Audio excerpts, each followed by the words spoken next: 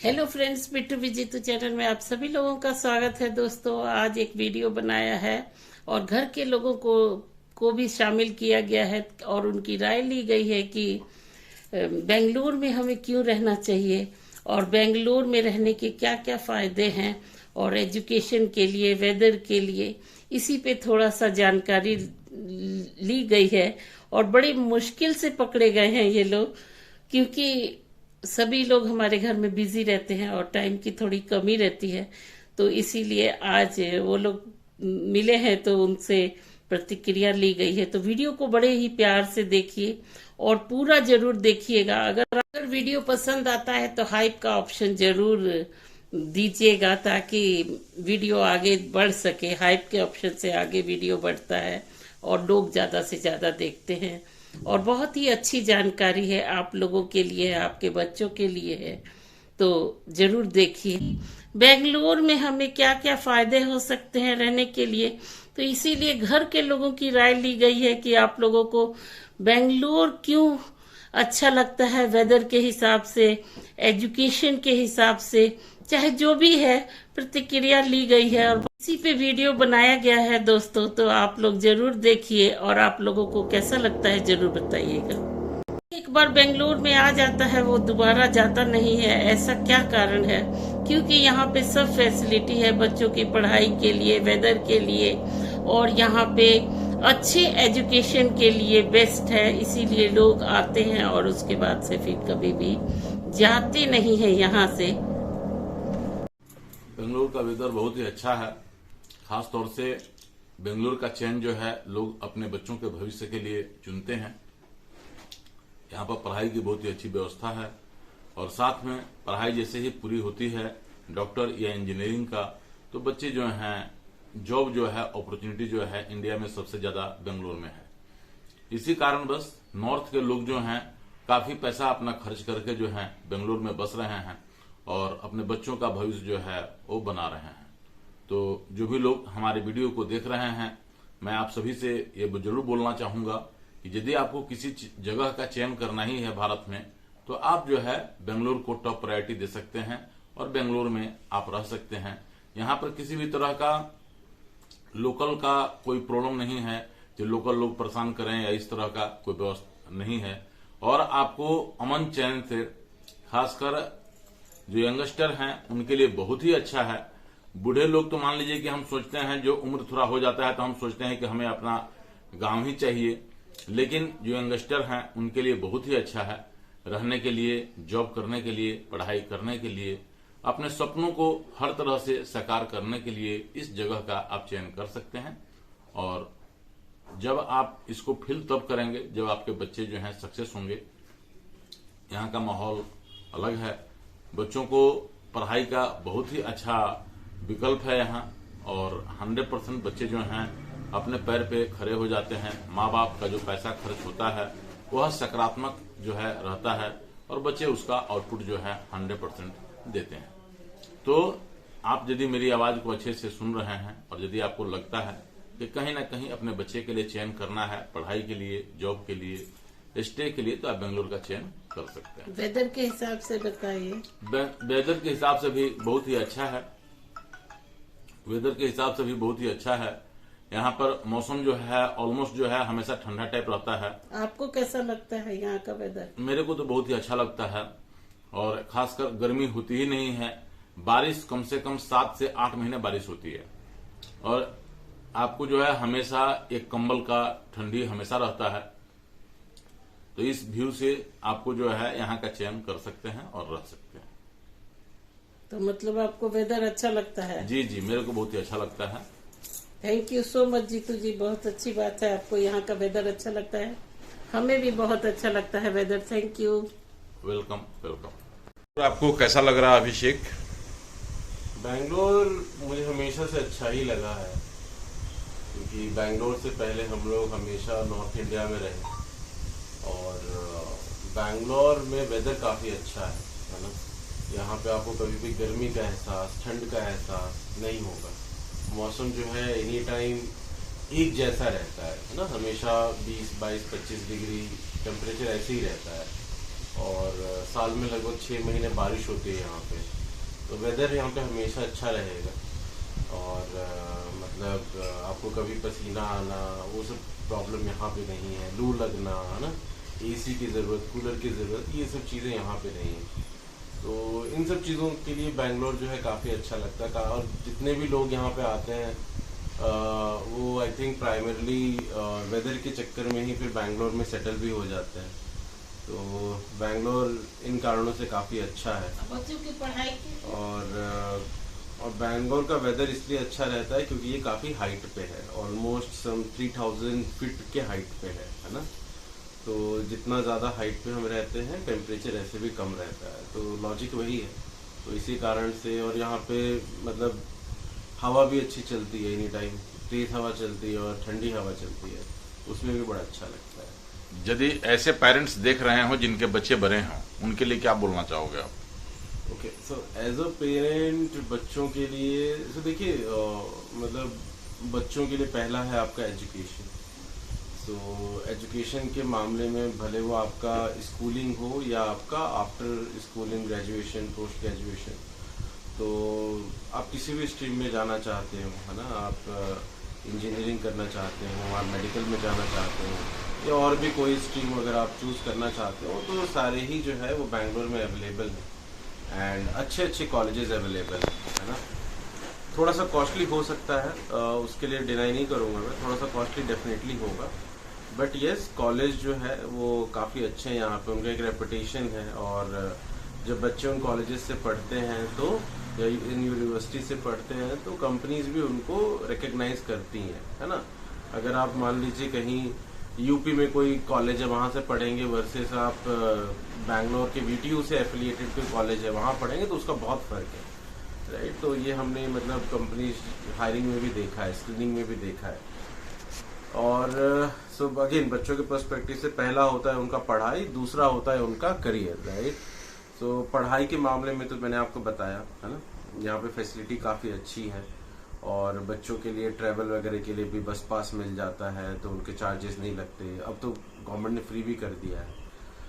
फिर पढ़ाई के बाद रिक्वायरमेंट होती है जॉब की तो बैंगलोर में मतलब बहुत ज़्यादा कंपनीज हैं, हर एक चीज़ में बहुत सारी कंपनीज हैं। प्राइमरली आईटी में तो है ही, है ना, बट आईटी के अलावा में भी बहुत सारी कंपनीज हैं। तो बच्चा किसी भी स्ट्रीम से हो तो उसको जॉब लेने में प्रॉब्लम नहीं होती है, उसको जॉब कहीं ना कहीं मिल जाता है। और एक बार अगर उसकी शुरुआत हो जाती है तो फिर उसके बाद अपॉर्चुनिटीज और अच्छी होती हैं विद टाइम। तो जितना ज़्यादा उसको एक्सपीरियंस होगा उतना ज़्यादा अच्छी अपॉर्चुनिटीज उसको मिलेंगी। बहुत सारे लोगों को ये विश्वास नहीं होता कि मतलब सैलरी क्या 5 लाख महीना, 10 लाख महीना भी हो सकता है, तो डेफिनेटली होता है ना। पहले हमें भी लगता था कि शायद प्राइवेट जॉब में या प्राइवेट कंपनीज में जो लोग काम करते होंगे उनकी सैलरीज कम होती हैं, ऐसा बिल्कुल नहीं है। शुरुआत में कम रहेगी, डेफिनेटली कम रहेगी, लेकिन जब आपका साल भर, 2 साल, 3 साल एक्सपीरियंस जैसे जैसे होता जाएगा तो आपका कोई सैलरी का लिमिट नहीं है। वो डिपेंड करता है कि आप कितने केपेबल हो, है ना, आप कैसा परफॉर्म करते हो। तो अगर आप मेहनती हो, आप काम अच्छे से कर रहे हो, तो ग्रोथ का, करियर का यहाँ पे कोई लिमिटेशन नहीं है। और आप एक और चीज़ ये भी बताऊंगा मैं कि बैंगलोर में इंडिया में सबसे ज़्यादा सैलरी पे की जाती है ना। ऑलमोस्ट मेरे ख्याल से टॉप 2-3 में आपका बैंगलोर, हैदराबाद और मुंबई आते होंगे, लेकिन इन तीनों में भी बैंगलोर सबसे ज़्यादा सैलरी पे करता है ना। तो ये सारे बेनिफिट्स हैं बैंगलोर के। तो अगर आपके बच्चे हैं जो पढ़ रहे हैं या अगर वो नौकरी के लिए आ रहे हैं तो डेफिनेटली उनको बैंगलोर में सेटल डाउन होना चाहिए। आप अपने बारे में कुछ बताइए। आप भी नॉर्थ इंडिया से हैं और आपको जो है बेंगलोर में आए जो है करीब 16 साल से ज्यादा हो गया, तो आपको उस पहलू से आप बेंगलोर को कैसे देख रहे हैं, आप अपने पहलू से? ओके, सो देखिए जब हम लोग नॉर्थ इंडिया में थे तो वहाँ पे आई थिंक जैसे हम लोग लुधियाना, ग्वालियर, है ना, यूपी में, मध्य प्रदेश में, गुजरात में, पंजाब में, इन सारे स्टेट्स में रहे। वहाँ पे एक जो मुझे प्रॉब्लम दिखती थी कि वहाँ पे सब लोग हिंदी में ही बात करते थे, है ना। मतलब स्कूल में भी हिंदी में ही बात हो रहा है, इंग्लिश की क्लास में भी हिंदी में ही बात हो रहा है, करेक्ट। तो वो चीज ठीक है, आई थिंक एक कंफर्ट है, हम लोग बात करते हैं, वो सही है। लेकिन जैसे जैसे आप आगे बढ़ते हैं अपने लाइफ में, है ना, जैसे आप अपना ग्रेजुएशन में जाने लगते हैं या आप अपने जॉब में जाने लगते हैं, तो वहां पे फिर आपको एक चैलेंज फेस करना पड़ता है, क्योंकि आपको फिर इंग्लिश में अच्छा कम्युनिकेशन होना चाहिए, है ना। तो वो चीज यहाँ पे एक आपको बदलाव देखने को मिलेगा। अगर मान लीजिए आपका बच्चा 5वीं 6वीं 8वीं 10वीं क्लास में है, अगर वो बैंगलोर में आता है, तो यहाँ पे आपको कोई भी स्कूल हो, गवर्नमेंट स्कूल हो, प्राइवेट स्कूल हो, सेंट्रल स्कूल हो, केवी, सब जगह पे जो कम्युनिकेशन है स्कूल में, वो प्राइमरीली आपका 99% जो है वो आपका इंग्लिश में ही होता है। तो वो एक बड़ा चेंज जो हमें देखने को मिला था। सेम चीज जो आपको कॉलेज में भी होगी। कॉलेज में कोई भी जो है आपको लोकल लैंग्वेज में बात नहीं करेगा, है ना।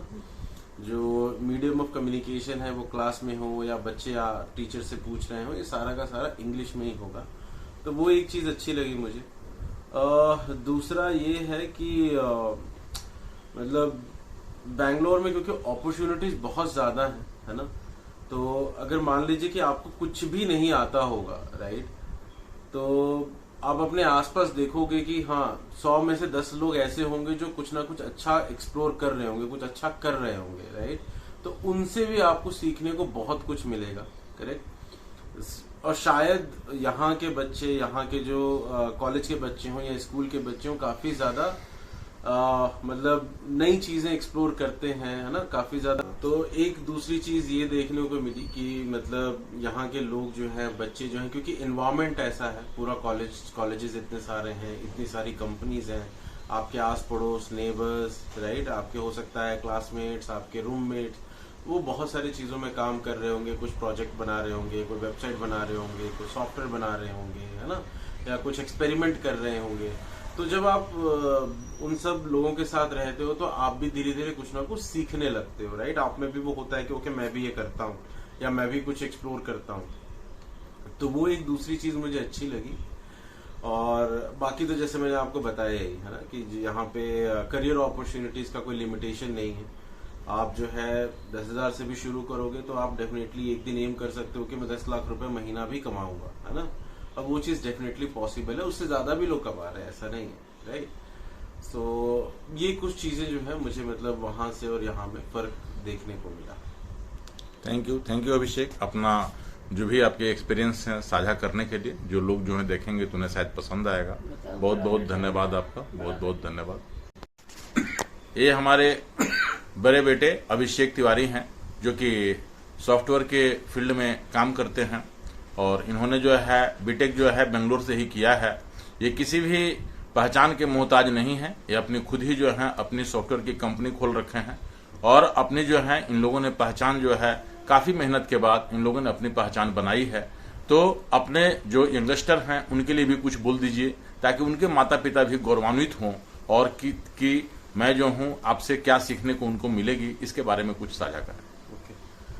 तो देखिए जितने भी यंगस्टर्स हैं आज की डेट में, क्योंकि हम लोग जैसे ऑफिस में भी हैं, तो ये मेरे बड़े बेटे अभिषेक तिवारी हैं। ये अपनी पहचान जो है खुद बनाए हैं अपने दम पे। इन्होंने काफ़ी मेहनत करके जो है जीवन में वो मुकाम हासिल किया जो कि बहुत सारे लोगों के सपने होते हैं। वो सपने इन लोगों ने अपनी मेहनत से हासिल किए, अपने सॉफ्टवेयर की कंपनी खोले। कुछ दिनों तक जो है इन लोगों ने अपने जो है दूसरे के फील्ड में भी काम किए और दूसरे की कंपनियों में काम किए हैं और इस तरह से इन्होंने अपना प्लान बनाया कि हम जो है जीवन में कैसे ग्रो करें और अपनी कंपनी जो है खोल के हम आगे बढ़ें, लोगों को जो है कैसे रोजगार दें। इसके ऊपर कुछ जो है आप अपना जो आपका विचार जो है वह साझा कीजिए ताकि पेरेंट्स और बच्चे इसको देखें और वो जो है थोड़ा गौरवान्वित फील करें कि बच्चे जीरो से हीरो कैसे बनते हैं। सो देखिए, जो मेरा मैसेज होगा जितने भी यंगस्टर्स हैं, राइट, जो आज के डेट में मान लीजिए स्कूल में हो या कॉलेज में हो या अगर अपना पढ़ाई कंप्लीट भी कर चुके हैं, है ना, कहीं ना कहीं आज की जनरेशन थोड़ी सी डिस्ट्रैक्टेड है, राइट। मतलब अपना टाइम यूटिलाइजेशन सही से नहीं कर रहे हैं वो लोग, शायद क्योंकि आजकल का माहौल जो है वो सोशल मीडिया का हो चुका है। तो बहुत सारे लोग जो है वो प्रोडक्टिव चीज़ें नहीं कर रहे हैं, राइट। जैसे इंस्टाग्राम पे हैं तो इंस्टाग्राम पे ही है ना। तो जो मैसेज होगा मेरा सबको कि जितना जल्दी हो सके आप ये सोचना शुरू कीजिए कि मुझे लाइफ में करना क्या है ना। और हो सकता है कि आप उसमें आपको शायद आज लगे कि मुझे इस चीज़ को करना है, मैं ये अच्छे से कर सकता हूँ, तो आप उसको स्टार्ट कीजिए, उस पर काम करना शुरू कीजिए, है ना। हो सकता है कि आपको उसमें सक्सेस मिले ना मिले, या हो सकता है कुछ दिन करने के बाद आपको लगे कि शायद ये मैं नहीं कर पाऊंगा, या ये चीज़ जो है शायद मेरे बस की नहीं है, पॉसिबल है ना। तो उस केस में आप फिर कंस्टेंटली आपको सोचना पड़ेगा कि मैं किस फील्ड में जा सकता हूँ, क्या चीज़ें मैं अच्छी कर सकता हूँ, और उस पर आपको काम करते रहना है ना। आप जितना जल्दी शुरू करोगे उतना चांसेस रहेगा कि आप जिस फील्ड में भी काम करोगे उस फील्ड में आप चीज़ें अच्छे से सीख पाओगे और आप उसको एक सक्सेसफुल वेंचर या कंपनी या कुछ प्रोडक्ट बना पाओगे, है ना। तो मेरा मैसेजिंग यही रहेगा, जितने भी यंगस्टर्स हैं आप फोकस रहिए, आप जो भी काम करना चाह रहे हैं उस पर मेहनत कीजिए, है ना। और अपना गोल डिसाइड करके सिर्फ वही कीजिए। फिर अब वो ये नहीं होना चाहिए कि मैं ये करूँगा या नहीं करूँगा, है ना, वैसा नहीं होना चाहिए। तो जो भी काम करना है आप उस पर फोकस्ड रहिए और उस पर काम कीजिए, है ना। कुछ भी आप काम करेंगे वो डे 1 में आपको सक्सेस नहीं मिलने वाला, राइट। हो सकता है कि आपको 6 महीने लगे, साल भर लगे, लेकिन अगर उसको सक्सेस बनाना है तो सबसे इम्पोर्टेंट चीज़ है कि आपको कंसिस्टेंटली लर्न करते रहना पड़ेगा, राइट। देखिए दुनिया में सोल्यूशन हर चीज़ का है। अगर आपको कोई प्रॉब्लम आ रही है तो आप उसको कंसल्ट कर सकते हैं लोगों से, राइट। बट मेरा पर्सनल सजेशन रहेगा कि आप जो है गूगल को, एआई को अपना फ्रेंड बनाइए, राइट। आप उसको एज अ पार्टनर की ट्रीट कीजिए कि आपके जो सवाल हो रहे हैं, जहाँ पे आपको ब्लॉकर्स आ रहे हैं, आप उसको हेल्प लेके उनसे सीख के, उनके साथ डिस्कस करके, गूगल से, एआई से, राइट, और आप उनसे सीख के उनको इम्प्लीमेंट करना चालू कीजिए, राइट। तो आई थिंक हमारी जर्नी भी कुछ ऐसी ही रही, है ना। हम लोग जैसे मान लीजिए कि पहले काम किए, राइट, वहाँ से हमने बहुत कुछ सीखा। उसके बाद जब हमने अपना काम स्टार्ट किया तो ऐसा नहीं था कि डे 1 में हमें सब कुछ पता था, राइट। डे 1 पे हमें बस ये पता था कि ये चीज़ें करनी है, राइट। हमें ये पता है कि हाँ टास्क ए करना है, कैसे करना है हमें नहीं पता, राइट। तो टास्क एक कैसे करना है इसके लिए फिर हमने रिसर्च किया। रिसर्च आप भी करोगे, कहाँ करोगे? गूगल पे करोगे, आप चैट जीपीटी से पूछोगे, आप जेमिनी एपीआई से पूछोगे, जेमिनी एआई से पूछोगे, राइट। तो ये सारी चीज़ें आप थोड़ा रिसर्च करोगे तो आपको खुद ब खुद जवाब मिलने लगेंगे, है ना। कोई एक प्रोजेक्ट, कोई टास्क, कोई प्रोडक्ट बनाने में हो सकता है आपके 10 स्टेप्स हों, राइट। उन 10 स्टेप्स को आपको एक एक स्टेप को क्लियर करना है। स्टेप 1 का प्रोसेस आपको क्लियर होना चाहिए, स्टेप 2 क्लियर होना चाहिए, और उसको फेज बाय फेज आप एग्जीक्यूट करें तो वो पूरा जो है आपका हो जाएगा, है ना। तो मैसेजिंग मेरा इतना ही है कि आप प्लीज़ फोकस्ड रहिए और जो भी आपके गोल्स हैं उस पर आप कंसिस्टेंटली काम करते रहिए। बिल्कुल सही कहा आपने। ये बच्चों के लिए जो है जानकारी के लिए बहुत ही अच्छी बात है कि बच्चे जो हैं वो फोकस कर सकें अपने जीवन में, जो कुछ उन्हें चाहिए वो हासिल करने के लिए। बिना मेहनत का कुछ भी नहीं मिलेगा, ये सभी पेरेंट्स को भी पता है और बच्चों को भी पता है। फिर भी जो आपकी जर्नी रही है बहुत अच्छी रही है, तो आप ऐसे ही जो हैं कुछ और भी 1-2 टिप्स दे दीजिए बच्चों के लिए कि वो और क्या क्या करें, कि वो जो हैं अपने किसी भी फील्ड के यदि बच्चे हों तो कुछ बच्चे क्या हैं कि वो उनके फील्ड में जॉब नहीं होता है तो वो जो है अपना स्ट्रगल करना छोड़ देते हैं, अपने जीवन में हार मान जाते हैं। ऐसे करीब 10% लोग हैं। उन 10% लोगों के लिए भी कुछ ऐसा मैसेज दीजिए कि उनके जीवन में भी खुशहाली आ सके। ठीक है, ओके। सो देखिए कॉलेज जब खत्म होता है ना, जैसे मान लीजिए कि हमने इलेक्ट्रॉनिक्स एंड कम्युनिकेशन से इंजीनियरिंग किया, ऐसे ही कोई मैकेनिकल से करेगा, कोई सिविल से करेगा, कोई जो है आपका सीएस से करेगा, आईएस से करेगा, केमिकल होगा, एरोनॉटिक्स होगा, ऐसे करके बहुत सारे फील्ड है। अब तो एआई का भी आ गया है ना। सो देखिए ये ज़रूरी नहीं कि जिस फील्ड से आपने इंजीनियरिंग की है उसी फील्ड की जॉब आपको मिल जाए, राइट। अगर आप 10 साल पहले जाते हैं, मान लीजिए आज के डेट में तो इलेक्ट्रॉनिक मैन्युफैक्चरिंग की बहुत सारी कंपनीज हैं, है ना। लेकिन 10 साल पहले की अगर बात करें तो इलेक्ट्रॉनिक्स एंड कम्युनिकेशन हो, आपका ट्रिपल हो, टेलीकम्युनिकेशंस हो, बहुत लिमिटेड कंपनीज थी जो इस फील्ड में ऑपरेट करती थी, है ना। जैसे बॉश हो गया, एबीबी हो गया, राइट, सीमेंस हो गया, तो ये सब कंपनी। लेकिन अपॉर्चुनिटीज कितने लाखों बच्चे पढ़ रहे हैं, अपॉर्चुनिटीज में भी शायद कुछ हजारों में होंगी, राइट। तो इसमें आपको ये करना है कि जो भी अपॉर्चुनिटीज आपको मिल रही हैं, आपको ये डिसाइड करना है कि जो अपॉर्चुनिटीज दिख रही हैं मुझे, उसका करियर ग्रोथ कैसा रहेगा, है ना। तो वो आपको थोड़ा सा गेज करना पड़ेगा, थोड़ा सा आपको समझना पड़ेगा, राइट। कि मान लीजिए कि ठीक है मैंने इलेक्ट्रॉनिक्स से किया, करेक्ट, लेकिन अगर मुझे एक डेवलपमेंट का जॉब मिलता है, right, as a developer, back end developer, front end developer का जॉब मिल रहा है, तो आपको थोड़ा सा इस बारे में समझना पड़ेगा कि उसका आगे का क्या ग्रोथ रहेगा, है ना। उसके लिए मुझे क्या स्किल्स होनी चाहिए, राइट। तो या तो आप उस स्किल्स को सीख लें और उस ग्रोथ जर्नी में आगे जाएं, है ना। ग्रोथ क्या है? ग्रोथ है आपका मतलब ऑब्वियसली मॉनेटरी ग्रोथ रहता है, प्लस आप करियर में और क्या क्या सीख रहे हो, है ना। प्लस आप जो इंडस्ट्री की डिमांड रहेगी उनके हिसाब से अपनी स्किल्स को आप मेंटेन कर पा रहे हो कि नहीं कर पा रहे हो, राइट, सो दैट आप रिलेवेंट रहो। तो ये सारी चीजों के हिसाब से आपको अपना करियर प्लान करना पड़ेगा, है ना। तो देखिए ये चैलेंज सब बच्चों के पास आता है, राइट, और सबके मन में ये सवाल आता है कि अगर मैंने इस फील्ड से किया है तो मुझे इसी फील्ड में जाना है, राइट। अगर आपको अपॉर्चुनिटीज मिलती हैं तो बहुत अच्छी बात है, लेकिन अगर नहीं मिलती हैं तो उस केस में भी आपको वहां पे हार नहीं माननी है। आप ये देखिए कि मार्केट में अच्छी अपॉर्चुनिटीज क्या है।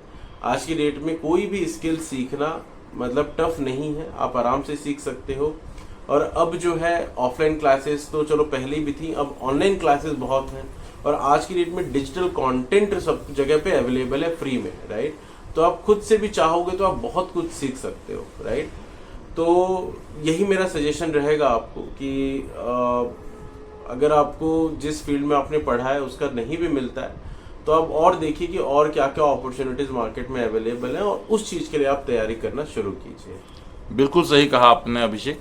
थैंक यू आपको अपना विचार जो है विमर्श करने के लिए, लोगों की जानकारी के लिए। बहुत ही अच्छा कंटेंट है जो हम अभी डाल रहे हैं।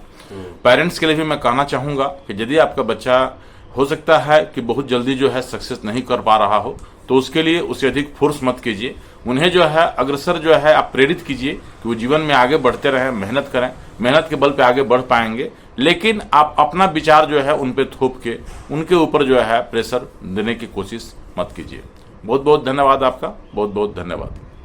आप लोगों को अगर वीडियो अच्छा लगता है तो लाइक, शेयर और सब्सक्राइब जरूर कीजिएगा और चैनल को आगे बढ़ाइएगा दोस्तों। इसी तरह से अच्छे अच्छे वीडियो आप लोगों के समक्ष लाते रहेंगे, और बिट्टू विद जीतू आप लोगों को हमेशा अच्छी चीजें दिखाने की कोशिश करता रहेगा। चलिए मिलते हैं अगले ब्लॉग में, तब तक बाय बाय दोस्तों, टेक केयर, अपना बहुत ख्याल रखें।